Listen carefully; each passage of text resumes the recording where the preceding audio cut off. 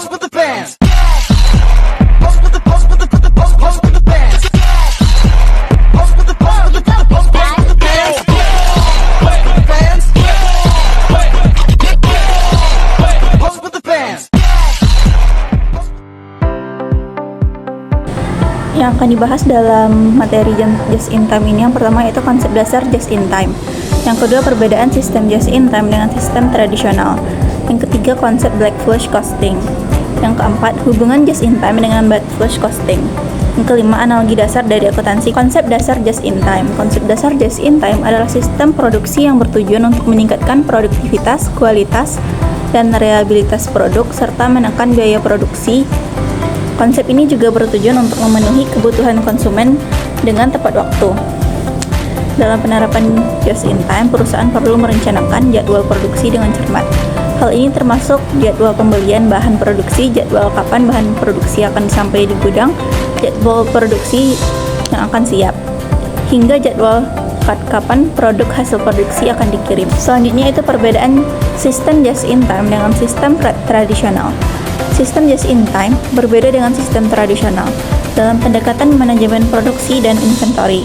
Just in time fokus pada efisiensi dengan memproduksi hanya sesuai kebutuhan dan menjaga inventory seminimal mungkin untuk mengurangi pemborosan.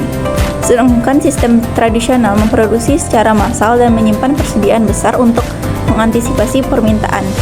Just in time membutuhkan koordinasi tinggi dengan pemasok untuk pengiriman tepat waktu. Sementara sistem tradisional lebih stabil terhadap gangguan pasokan tetapi membutuhkan biaya penyimpanan yang lebih besar. Pilihan sistem tergantung pada fleksibilitas, risiko, dan kebutuhan perusahaan.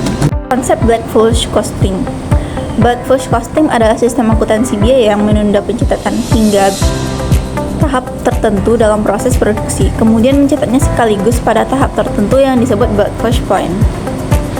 Black flush costing dapat diterapkan pada perusahaan yang menerapkan JIT maupun perusahaan yang tidak menerapkan JIT, terutama untuk perusahaan dengan lead time produksi yang singkat atau perusahaan yang tingkat inventorinya cukup stabil.